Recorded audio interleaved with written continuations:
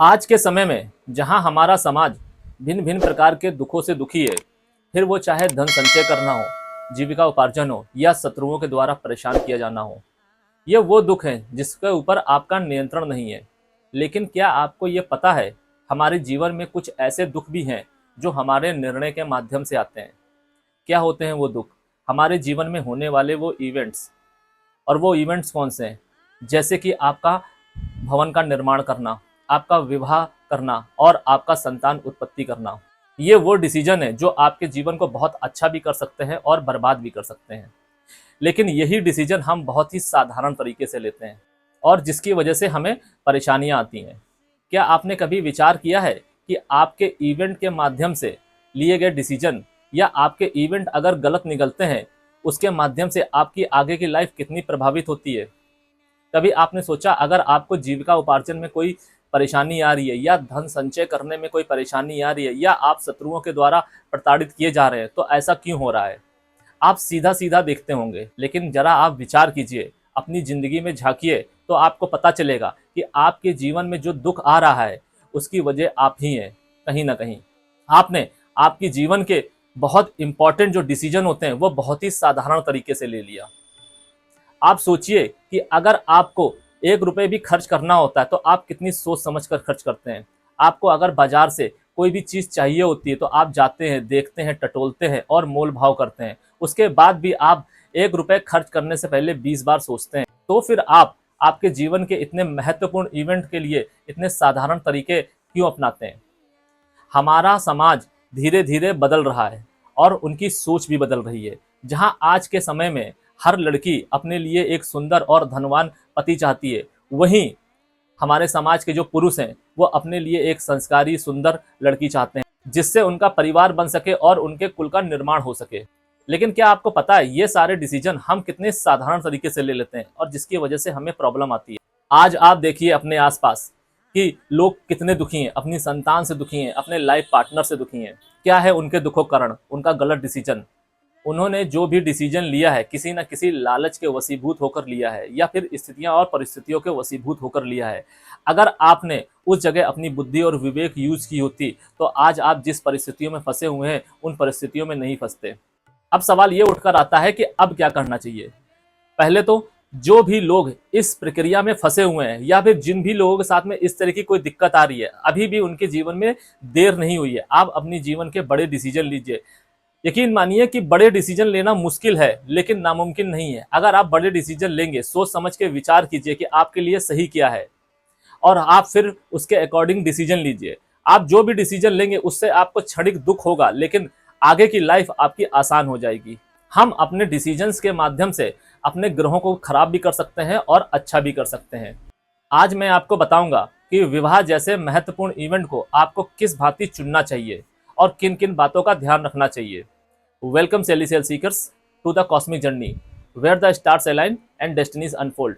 मैं यहाँ हूँ ताकि आपको ब्रह्मांड के रहस्यों के माध्यम से गाइड कर सकूं और ज्योतिष के ज्ञान से आगे का मार्ग प्रकाशित कर सकूं। विवाह विवाह हमारे जीवन का बहुत ही जरूरी और इम्पोर्टेंट इवेंट होता है जो हमारे आगे के जीवन का निर्धारण करता है। हमें कैसे अपने इस इवेंट के बारे में सोचना चाहिए और निर्णय लेना चाहिए। पहले बात करते हैं पुरुष की। अगर कोई व्यक्ति अपने विवाह के बारे में सोच रहा है और अपने लिए लड़की देख रहा है या उसके परिवार वाले उसके लिए लड़की देख रहे हैं, तो आपको कुछ बातों का बहुत ज़्यादा ध्यान देना चाहिए। पहली बात कि आप जिस घर में रह रहे हैं, क्या वो ज्वाइंट फैमिली है और आपके लिए आपके माँ बाप और आपके भाई बहन कितने ज़्यादा इंपॉर्टेंट है। अगर आपके लिए आपके माँ बाप, आपकी फैमिली और आपके भाई बहन बहुत ज़्यादा इंपॉर्टेंट है, तो आप देखिए अपने लाइफ पार्टनर की कुंडली। जिस भी लड़की से आप विवाह करना चाहते हैं, आप उसकी कुंडली देखिए। आप भूल जाइए कि उसकी कुंडली किस लग्न की है, आप भूल जाइए कि उसके आपके साथ गुण कितने मिलने हैं, सब कुछ भूल जाइए। आप किसी के साथ कोई भी विचार विमर्श कदा भी मत कीजिए। अगर आप जो तरीके मैं आपको बता रहा हूँ वो तरीके अपनाते हैं, तो मैं आपको ये यकीन दिलाता हूँ कि आपकी लाइफ के 80% प्रॉब्लम खत्म हो जाएगी उस निर्णय के माध्यम से जो भी मैं आपको बताऊंगा। आप देखिए अपने होने वाले लाइफ पार्टनर की कुंडली में कि उसकी कुंडली में मंगल, बुध, सूर्य और चंद्र की क्या स्थिति है।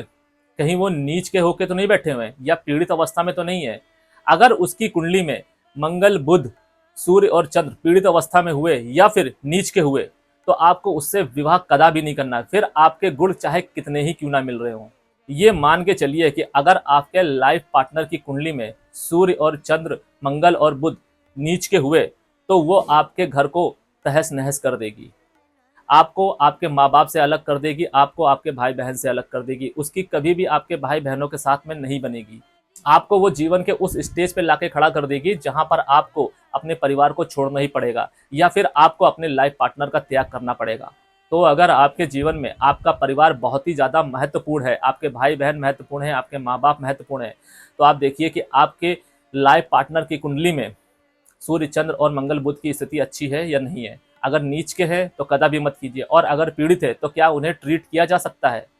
पीड़ित है तो आप पहले ये देखिए कि उस लड़की के उसके माँ बाप के साथ, उसके अपने भाई बहनों के साथ रिलेशन कैसे है। इससे आपको इस बात का अंदाजा लग जाएगा कि जो भी ग्रह पीड़ित है वो किस हद तक पीड़ित है, और वो लड़की जो अपने भाई बहन या अपने माँ बाप के साथ जीवन यापन कर रही है, उसने अपने रिश्तों को सही करने के लिए क्या किया। अगर आपको उसमें एफर्ट्स दिखाई दे रहे हैं तो आप ये मान के चलिए कि आप उस पीड़ित ग्रह को ट्रीट कर सकते हैं और करवा सकते हैं। लेकिन अगर उस लड़की ने वहां पर एफर्ट्स नहीं किए तो आप ये मान के चलिए कि वो आपके घर में भी कोई एफर्ट्स नहीं दिखाएगी और आपके घर को बर्बाद कर देगी। ये तो वो तरीका हुआ जब आप अपने माँ बाप और अपने भाई बहन को प्यार करते हैं, आप उनके साथ रहना चाहते हैं। अब अगर आप अपने भाई बहन से प्यार नहीं करते हैं तो आप अपने लाइफ पार्टनर की कुंडली में सूर्य और चंद्र को देखिए सिर्फ। और अगर आपको अपने माँ बाप और अपने भाई बहनों से कोई मतलब नहीं है, आप अपने घर को छोड़ के कहीं बाहर देश में कहीं काम कर रहे हैं या फिर अपने होम टाउन को छोड़ के किसी दूसरे स्टेट में या अपने माँ बाप से अलग होकर कहीं रहते हैं, वहाँ पे काम कर रहे हैं, और आपको पता है कि आपका जो आगे का भविष्य होगा, आपकी जो आगे की लाइफ होगी, वो आप अपने माँ बाप से दूर रह के ही गुजारेंगे। उस कंडीशन में आप ये देखिए कि आपके लाइफ पार्टनर का सेकेंड हाउस कैसा है, कहीं वो पीड़ित तो नहीं है। अगर उसका सेकेंड हाउस और 11th हाउस पीड़ित हुआ तो आप ये मान के चलिए कि आप जितना भी पैसे कमाएंगे वो बर्बाद कर देगी। साथ में ये देखिए कि उसकी कुंडली में बृहस्पति की स्थिति कैसी है। अगर उसकी कुंडली में बृहस्पति देव अच्छी कंडीशन में हुए तो आप ये मान के चलिए कि आपका लाइफ पार्टनर शादी के बाद आपके साथ वफादार ही रहेगा। लेकिन अगर उसकी कुंडली में बृहस्पति देव की स्थिति अच्छी नहीं है तो आप ये मान के चलिए कि आप चाहे अपने लाइफ पार्टनर से कितनी ही उम्मीद क्यों ना रखें, वो आपको धोखा देगा ही देगा, और उसके एक्स्ट्रा मैरिटल अफेयर भी होंगे। इसमें किंचित मात्र भी संदेह नहीं है, क्योंकि आप ये समझिए कि आपकी कुंडली चाहे कितनी ही अच्छी क्यों ना हो, आपकी कुंडली में कुछ मारक ग्रह भी होते हैं, कुछ बाधक ग्रह भी होते हैं। हर ग्रह की कुछ रेमेडीज होती हैं। अब आप वो रेमेडी कितनी शिद्दत से करते हैं ये आप पर निर्भर होगा। लेकिन अगर आप वो रेमेडी नहीं करते हैं, उस हाउस को ट्रीट नहीं करते हैं, तो आप ये मान के चलिए कि उससे मिलने वाले जो आपको नेगेटिव रिजल्ट होंगे वो आपको प्रभावित करेंगे ही। और वो हाउस कोई भी हो सकता है, वो ग्रह भी कोई हो सकता है। मान के चलिए कि अगर आपके लाइफ पार्टनर की कुंडली में बृहस्पति देव पीड़ित हुए और उसके साथ साथ राहु केतु भी पीड़ित हुए, या फिर कोई मारक या बाधक ग्रह पीड़ित हुआ, या फिर वो आपके 5th 7th और लाभ भाव को प्रभावित कर रहा है, तो ये मान के चलिए कि आपका लाइफ पार्टनर आपको चीट करेगा ही, और उस कंडीशन में भी आपकी लाइफ खराब होनी तय है। आपका लाइफ पार्टनर आपको चीट करे या आपका उसके साथ तलाक हो जाए, दोनों ही कंडीशन में सफर तो आप ही करेंगे। इसलिए आपको इन सारे बिंदुओं पर ध्यान देना है। इसके अलावा भी कुछ और बिंदु होते हैं, जैसे आपके जीवन में सबसे ज्यादा इंपॉर्टेंट क्या है। अगर आपके जीवन में सबसे ज्यादा इंपॉर्टेंट धन है तो आप अपने लाइफ पार्टनर की कुंडली में ये देखिए कि उसकी कुंडली में शुक्र की स्थिति कैसी है, शुक्रदेव किस अवस्था में बैठे हुए हैं और शुक्रदेव किस घर को रिप्रेजेंट कर रहे हैं। इसके साथ साथ आप ये देखिए कि आपके लाइफ पार्टनर के लाभ भाव और रिपु भाव और धन भाव की स्थिति कैसी है। ये तीनों चीज अगर आप देख लेते हैं तो आप ये मान के चलिए आप धन से रिलेटेड जो भी चाहते होंगे अपने लाइफ पार्टनर से, उसमें वो आपकी सहायता ही करती दिखाई देगी।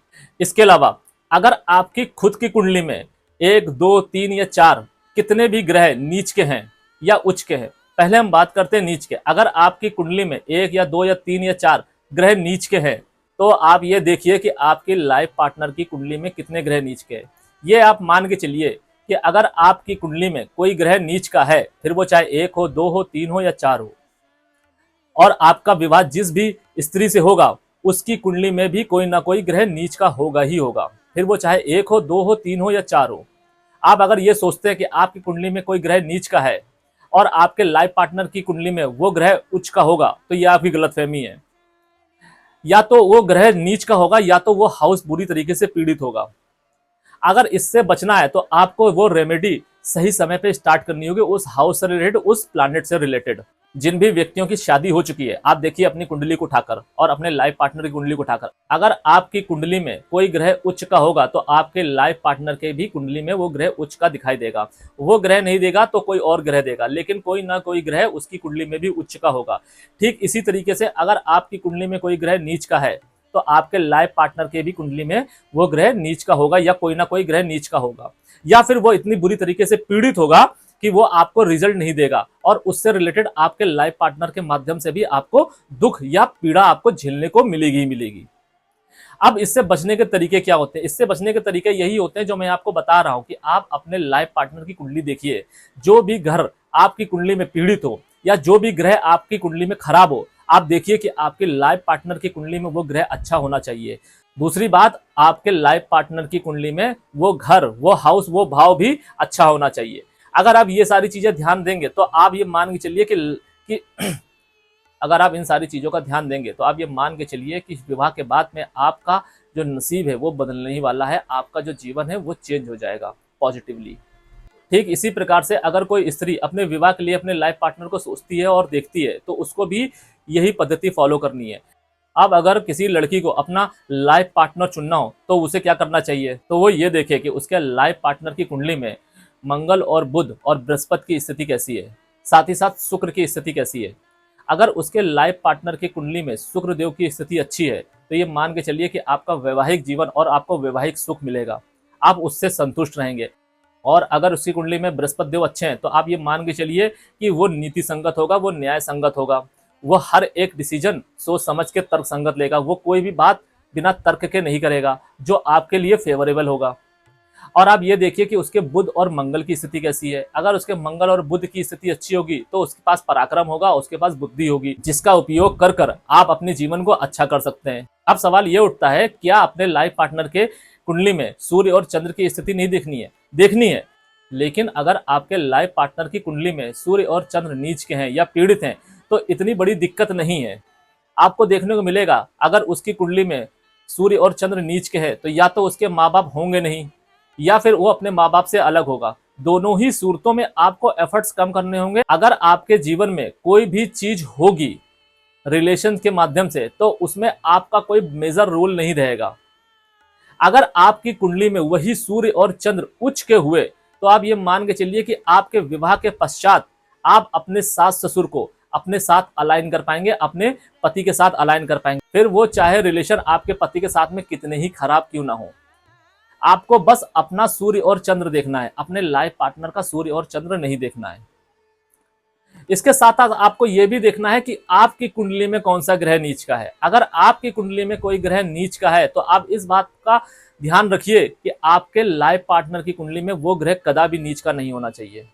आपकी जो स्ट्रेंथ है, आप अपनी स्ट्रेंथ को लेके चलिए। आप ये देखिए कि आपकी कुंडली के जो योग कारक ग्रह है वो किस स्थिति में है। अगर आपकी कुंडली के योग कारक ग्रह पीड़ित या नीच अवस्था में है तो आप ये देखिए कि आपके पार्टनर की कुंडली में वही सेम ग्रह, भूल जाइए कि उसकी कुंडली कौन सी है, वही सेम ग्रह किस अवस्था में, अगर वो शुभ अवस्था में हुए और उच्च के हुए तो आप ये मान के चलिए कि उसके ग्रह आपके जीवन को अच्छा कर देंगे।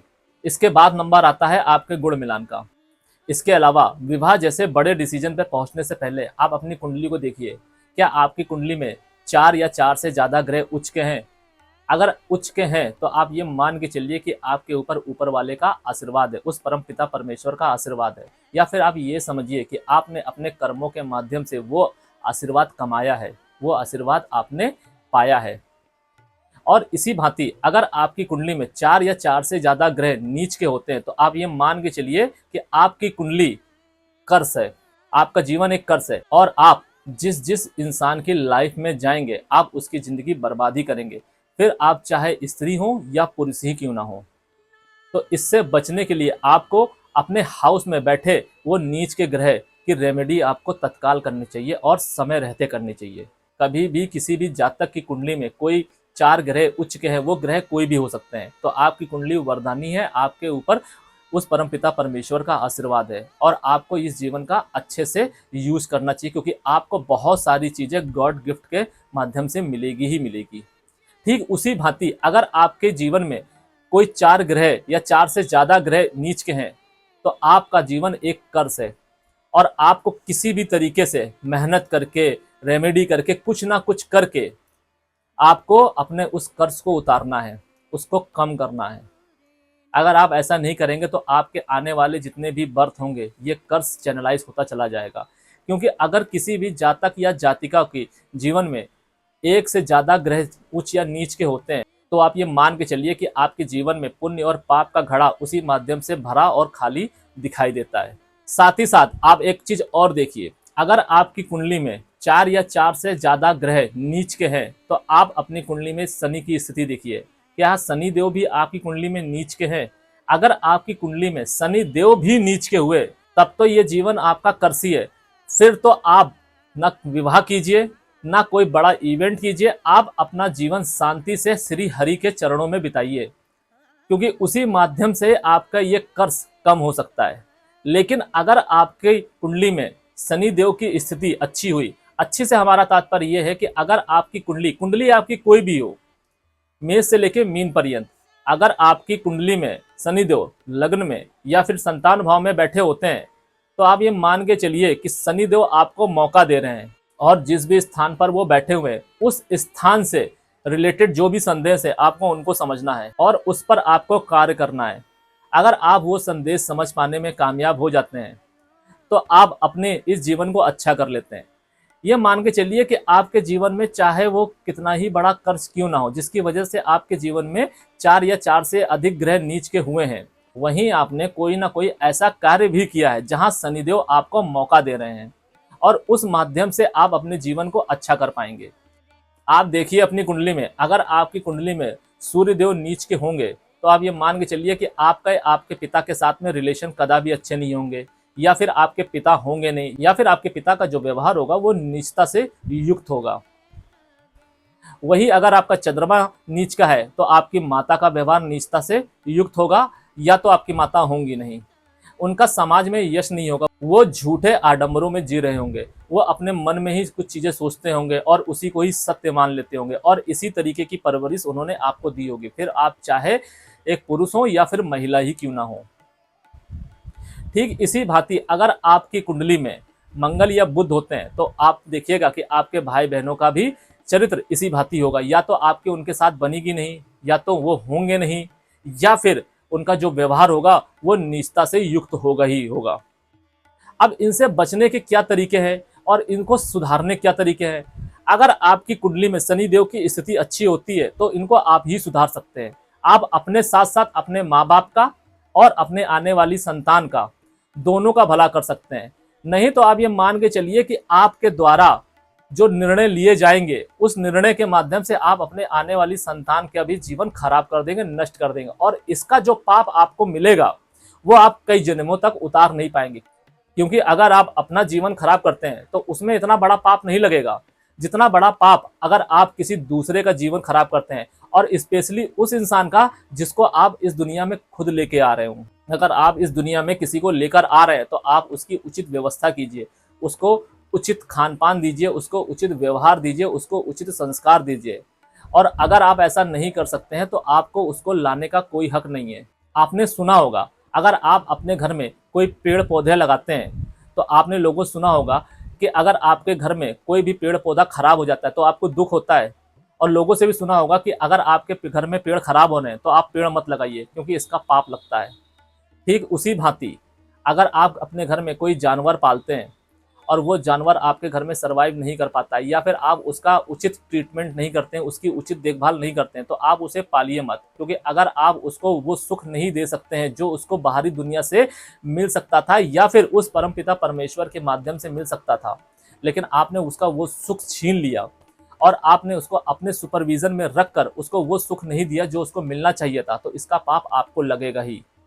आप अपना जीवन खराब करेंगे ही, साथ ही साथ आपका उठना बैठना, आपकी सराउंडिंग जहाँ पे होगी, आप जिन भी चीज़ों को प्रभावित करेंगे आप उनका जीवन भी खराब करेंगे। ठीक इसी भांति अगर आप अपनी संतान को उत्पत्ति कर रहे हैं और आप उसको उचित आचरण संस्कार नहीं दे सकते हैं तो आपका जीवन खराब हो जाएगा। आप देखिए, अगर आपकी कुंडली में सूर्य, चंद्रमा या मंगल, बुध खराब हैं तो आप देखिए कि आपके माता पिता, भाई बहनों का जो आचरण है वो उचित आचरण नहीं होगा। उनका जो व्यवहार है, उनकी जो सोच है, उनके जो कृत्य हैं वो आपके साथ मेल नहीं खाएंगे और वो जीवन के एक स्टेज पे आके आपको प्रभावित करेंगे ही, अगर आपने शनिदेव के अच्छे होने का फायदा नहीं उठाया तो। आप देखिए अपने आसपास, अपने परिवार में, अगर आप किसी ज्वाइंट फैमिली में रहते हैं या अगर नहीं भी रहते हैं तो आप देखिए कि आपके पिताजी कितने भाई बहन हैं। आप उनकी कुंडली देखिए, आप उनका लिविंग स्टैंडर्ड देखिए। अगर उनका लिविंग स्टैंडर्ड आपके ही जैसा है, आप उनकी कुंडली उठा के देखिए। आपके पिता की कुंडली में जो ग्रह होंगे, जैसे ग्रह होंगे, अगर आपके पिता की कुंडली में कोई ग्रह उच्च का होगा, एक ग्रह उच्च का हो या दो ग्रह उच्च का हो या तीन ग्रह उच्च के हों, तो आप ये मान के चलिए कि आपके पिताजी जितने भी भाई बहन होंगे उनकी भी कुंडली में कोई ना कोई ग्रह उच्च का होगा ही। ठीक इसी भांति अगर आपके पिता की कुंडली में कोई ग्रह नीच के होंगे तो आपके जो चाचा ताऊ होंगे या बुआ होंगी उनकी कुंडली में भी कोई ना कोई ग्रह नीच का होगा, अगर उनका लिविंग स्टैंडर्ड सेम है। ठीक इसी भांति अगर आपकी फैमिली में कोई व्यक्ति ऐसा है जिसका लिविंग स्टैंडर्ड आपसे बहुत ज़्यादा अच्छा है तो आप देखिएगा आप सबकी कुंडली में भले कोई ग्रह उच्च का ना हो लेकिन उनकी कुंडली में कोई ना कोई ग्रह उच्च का होगा, अच्छी जगह प्लेस जरूर होगा। और अगर कोई ऐसा व्यक्ति है जिसका लिविंग स्टैंडर्ड आपसे ज़्यादा खराब है तो आप देखिएगा कि उसकी कुंडली में कोई ना कोई दोष होगा, कोई ना कोई ग्रह नीच का जरूर होगा या पीड़ित अवस्था में जरूर होगा। अब क्या करना होता है उस स्थिति में, आप देखिए कि अगर जिस भी इंसान की कुंडली में कोई भी ग्रह नीच का है या स्वराशि है या फिर न्यूट्रल कुंडली है, तो अगर आपने अपने कर्मों का चुनाव ठीक किया, आपकी कुंडली में जो भी ग्रह जिस भी भाव में बैठे हैं और उस भाव से रिलेटेड जो भी संदेश है, अगर आपने उस संदेशों को समझ लिया, या कभी कभी ऐसा भी होता है कि उस परमपिता परमेश्वर के हमारे ऊपर आशीर्वाद होता है, कुछ ब्लेसिंग्स होती हैं, हम वो संदेश जाने अनजाने में समझ लेते हैं या हमसे वो हो जाते हैं। तो माध्यम कोई भी हो, अगर आपने उस भाव से रिलेटेड संदेश को समझ के कार्य करना आरंभ कर दिया तो आप ये मान के चलिए कि आपकी कुंडली आपके साथ अलाइन होना शुरू हो जाएगी और आपकी जो संतान होगी उसकी जो कुंडली होगी वो आपसे बेटर होगी। अगर आपको अपने कर्मों का आकलन करना है तो आप अपने संतान की कुंडली देखिए और अपनी कुंडली देखिए। अगर आपके संतान की कुंडली आपकी कुंडली से बेहतर है तो आप ये मान के चलिए कि आपके कर्म अच्छे हैं, खराब नहीं है, या अगर खराब हैं तो इतने खराब नहीं है। ये आपकी संतान की कुंडली में बैठे हुए ग्रह बता देंगे। अगर आपकी कुंडली में कोई भी ग्रह उच्च का नहीं है और कोई भी ग्रह नीच का नहीं है, कोई ग्रह स्वराशि है, कोई मित्र राशि में बैठा है या फिर कोई शत्रु राशि में बैठा है, और आपके बेटे की कुंडली में कोई एक ग्रह भी उच्च का आ जाता है, तो आप ये मान के चलिए कि आपने कुछ ना कुछ कर्म अच्छे जरूर किए हैं जो आपने पिछले जन्मों में किए थे। क्योंकि अगर आपके कर्म पिछले जन्म से ज्यादा बुरे होंगे तो वो आपको इसी जन्म में दंड देके जरूर जाएंगे। हमारा जो पर्पस होता है बर्थ का, वो हमारा पर्पस ये होता है कि हमें अपने पूर्व जन्म के पापों को काटना है, उनको उतारना है, और जब तक ये पाप जीरो नहीं होंगे तब तक हमें मोक्ष नहीं मिल सकता। और अगर हम इन पापों को बढ़ाएंगे तो उसका कुछ हिस्सा हम इस जन्म में काटेंगे और कुछ हिस्सा हम अगले जन्म में काटेंगे, क्योंकि हमारे सारे पापों का जो हिस्सा होता है वो हम एक साथ कभी नहीं काट सकते और ना ही वो परमपिता परमेश्वर हमको एक साथ काटने देंगे। क्योंकि उन पापों की वजह से जो हमारा क्षय होगा, जो हमें नुकसान होगा, जो हमें दुख या दर्द मिलेगा, वो हम कभी सह नहीं सकते, वो हम बर्दाश्त नहीं कर पाएंगे। इसलिए हमें सिर्फ वो हिस्सा दिया जाता है जो हम सह सकते हैं, जो हम बर्दाश्त कर सकते हैं।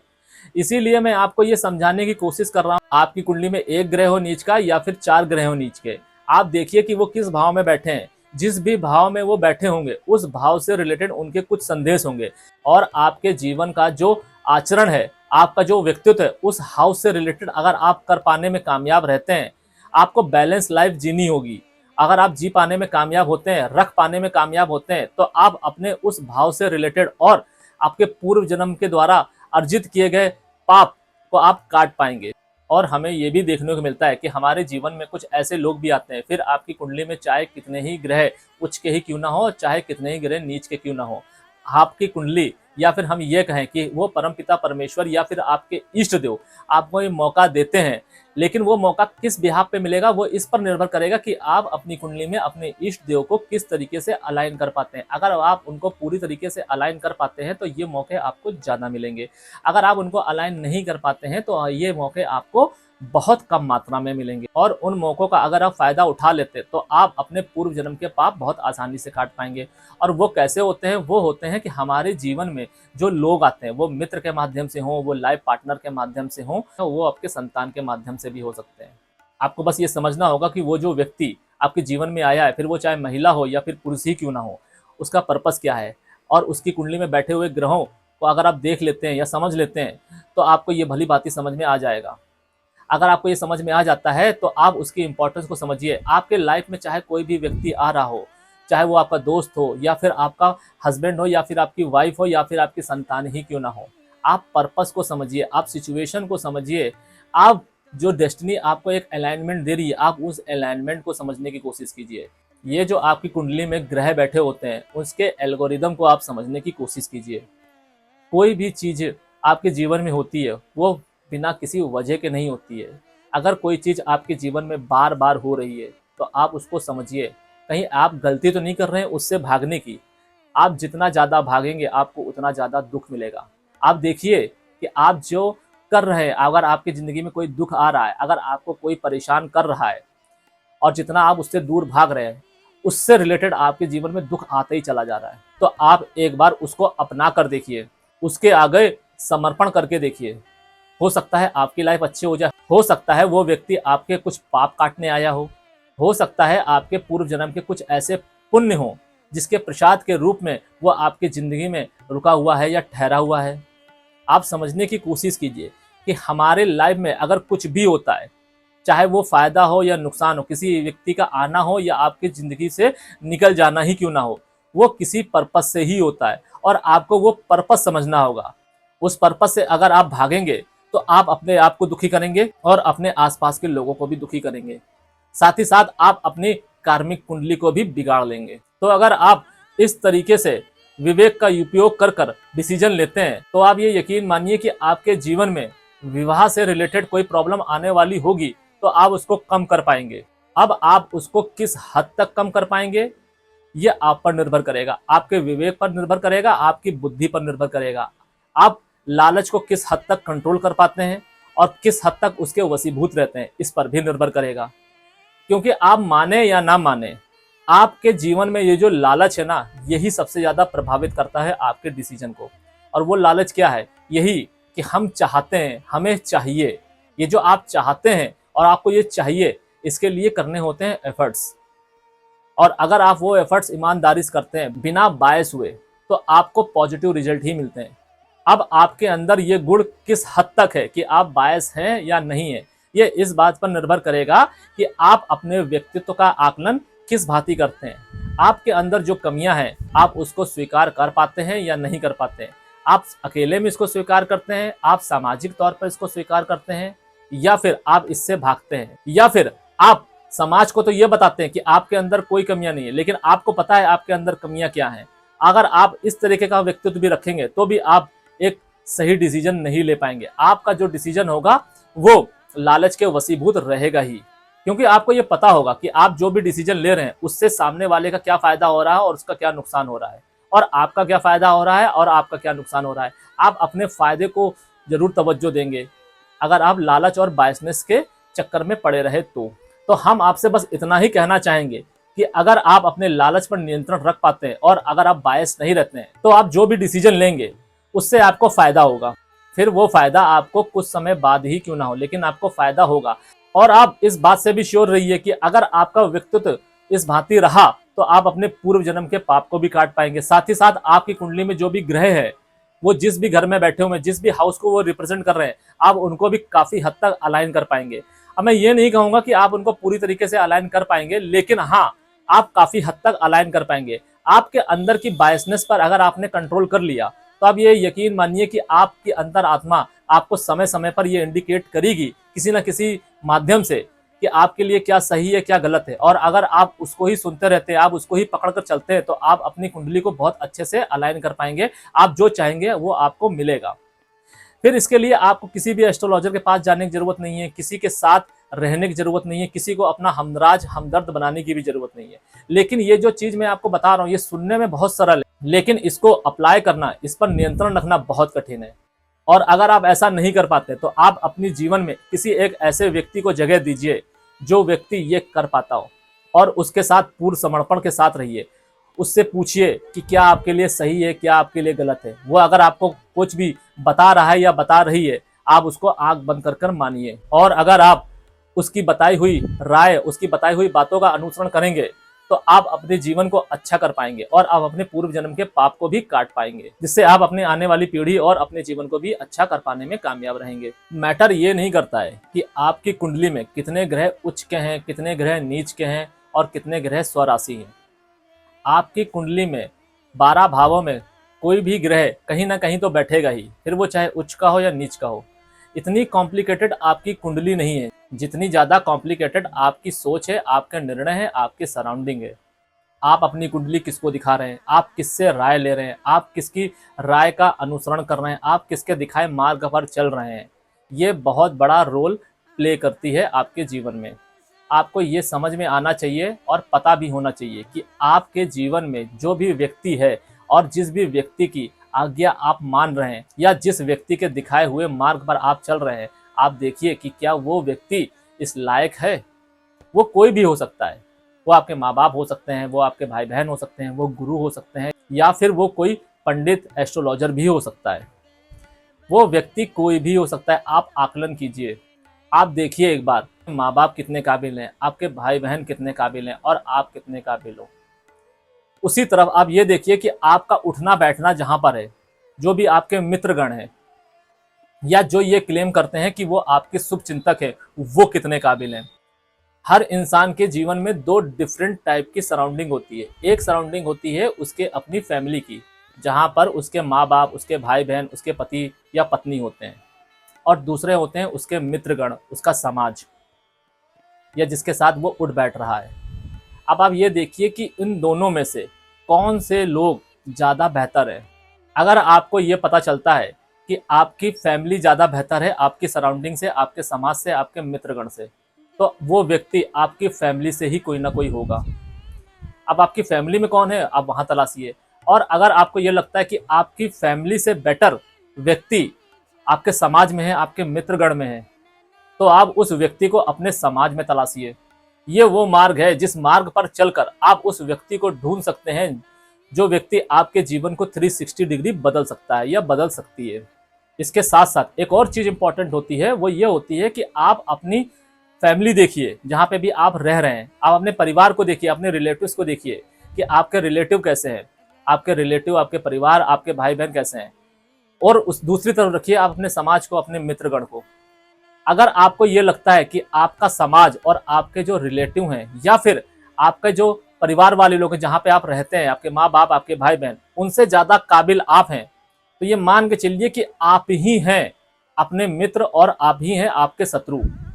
आप अपनी अंतर आत्मा की आवाज़ सुनिए और इस समाज को, अपने मित्रगण को और अपने रिश्तेदारों को, अपने परिवार को साइड रख के चलिए। ये जो भी आपको राय दे, इनकी राय सुनिए तो, मगर मानना नहीं है। क्योंकि अगर आप इनकी राय कभी भी मानेंगे तो वो राय आपको गिराएगी जरूर। क्योंकि भगवान ने, उस परमपिता परमेश्वर ने आपको इतना काबिल बना के भेजा है कि आपको किसी की जरूरत ही नहीं है। आप सुनने के लिए हैं, लेकिन आपको उनकी राय पर, उनके दिखाए मार्ग पर चलना नहीं है। लेकिन अगर इसके विपरीत आपका समाज अगर अच्छा है तो आपको अपने समाज से उस व्यक्ति को ढूंढना है, और अगर आपका परिवार अच्छा है तो उस व्यक्ति को अपने परिवार से ढूंढना है। जाइए और तलाश कीजिए कि वो व्यक्ति कौन है जो आपके जीवन को 360 डिग्री बदल सकता है। मैं ये बात यकीन से कह सकता हूँ, बहुत सारे लोगों को ये चीज समझ में आ गई होगी अभी कि उसके समाज में या फिर उसके परिवार में ये व्यक्ति है जिसके होने से उसकी लाइफ बहुत अच्छी जा रही थी, लेकिन आज उसके साथ में वो व्यक्ति नहीं है, और उसके ना होने की वजह से उसको दुखों का सामना करना पड़ रहा है और उसके जीवन में समस्याएं बढ़ती जा रही हैं। या फिर ये कहा जाए कि उसके ना होने की वजह से वो जितनी आसानी से चीज़ों को मैनेज कर लेता था या कर लेती थी, वो अब नहीं कर पा रहा है, तो आप देर मत कीजिए, उस व्यक्ति को अपने साथ अलाइन कीजिए, उसके साथ अपने रिलेशन अच्छे कीजिए, उसके साथ समर्पण की भावना रखिए, ना कि कंपटीशन की। यकीन मानिए कि अगर आप ऐसा कर पाने में कामयाब हो जाते हैं और ऐसा व्यक्ति आप ढूंढ पाने में भी कामयाब हो जाते हैं, तो आप अपनी लाइफ को अच्छा कर पाएंगे और हर वो चीज पा पाएंगे जो आप पाना चाहते हैं। क्योंकि वो जो व्यक्ति है वो साधारण व्यक्ति नहीं है आपके लिए। वो अपने जीवन में साधारण हो सकता है, अपने लोगों के लिए साधारण हो सकता है या हो सकती है, लेकिन वो आपके लिए साधारण नहीं है। वो आपको हर वो चीज दे देगा, हर उस समस्या से बाहर निकाल लाएगा या निकाल लाएगी जिस समस्या से दूसरे आपको बाहर नहीं निकाल पाएंगे इतनी आसानी से, या आप खुद को नहीं निकाल पाएंगे। आज के लिए बस इतना ही। सेलेसियल एनर्जीज आपका मार्गदर्शन करें और आपके आगे के सफर को प्रकाशित करें। शरणम।